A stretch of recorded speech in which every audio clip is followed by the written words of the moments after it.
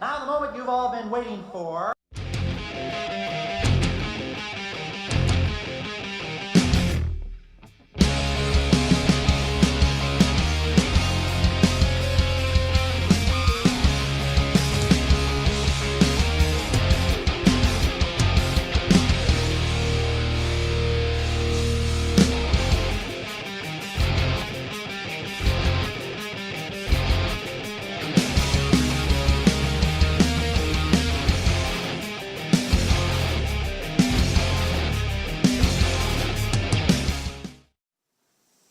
Hey, what's up YouTube? This is Brandon Lee with Toys R, coming back at you with another Marvel Legends review.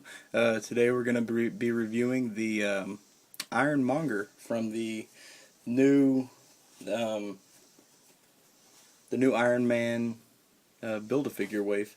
It's from the new Iron Man movie, or I say new. It's been out for a while now, but I'm just now getting around to reviewing this guy. In the back, it's my last review, the Lieutenant Colonel James Rhodes back there. And this is how you build the Ironmonger right here. He comes in 6 different pieces that you snap together. Sorry, I'm a little slow. Today it's been a long day. This wave had the Iron Patriot, the Classic Iron Man, the Heroic Age Iron Man, the Iron Man Mark 42, and the Ultron. And the Lieutenant James Colonel Rhodes, which is the the War Machine Iron Patriot. So yeah, here we go. We got us a nice little Build-A-Figure right here. I'm gonna compare it on size comparison to the 3¾ inch version that we got. It's pretty much the same figure, only taller and with a different paint job. This was done painted. It's got some little sparkles in it. Painted differently. This actually, the plastic is a marbleized plastic that we saw on these figures, which is a cool little aspect to the Marvel Legends line. So I mean, I don't believe that this is really painted all that much. There may be a few paint aspects on it, but not much. It's just that marbleized plastic that they used to mold it with. So yeah, let's get into this review. Okay, so here's the Ironmonger. We'll go over the paint apps and the overall sculpt of the figure itself. Paint apps, I mean, there's not much on there, but I do like the marbleized plastic they do have on this figure. The only real paint apps he has is hydraulic cords are painted black, and then he's got a nice red for his arc reactor, and then for the visor it's got a black that fades into the middle to a red, which is really cool. I really like that they did that. Other than that, I mean, that's pretty much all the paint apps this thing comes with. The sculpt is freaking amazing. It's really a good figure, man. It's if you guys don't have this figure, pick it up. It's definitely a nice one to add to your armory. So we're gonna compare it to the movie version, height-wise. The Mark 42 movie version. I mean, it's a nice Build-A-Figure. It probably stands 8 inches, 8.5 inches tall. So I think this one was 6 inches, pretty much on the button. But other than that, I mean, it's a nice figure though, man. I really like it a lot. Get this guy out of the way. So on sculpting wise, I mean,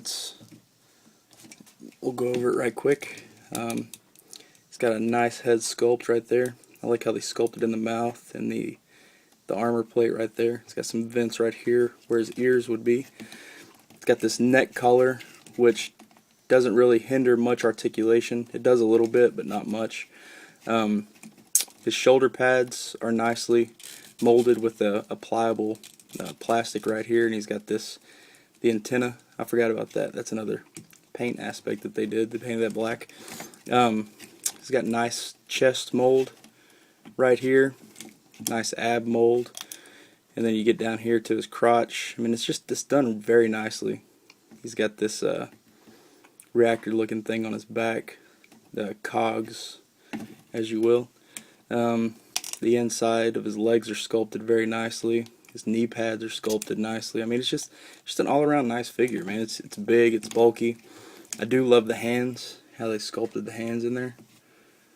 It's freaking awesome. I like this figure. Really, you guys got to pick it up. Either buy it itself on eBay or collect all the figures, man. It's really a cool one to pick up. So let's get into some articulation.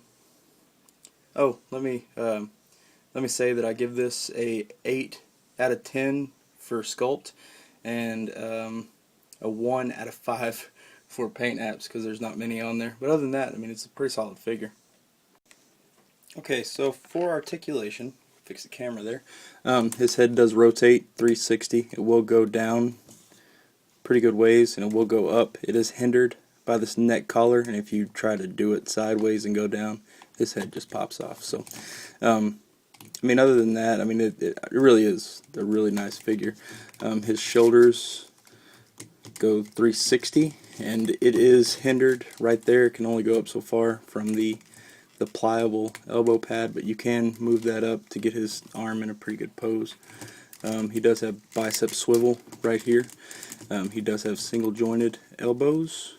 He does have 360 on his wrist, and they do not go in and out. They probably could if this thing right here wasn't there, but same for this arm right here. He has the ab rocker, which goes around, and it will go 360 all the way around. No waist articulation other than right here at the ab rocker. He's on a T-joint on his legs, so they do go out very far, and they do go back, I mean, pretty far. They will go out pretty far. He's got double jointed knees, which is a nice touch, and he's got that upper thigh swivel as well.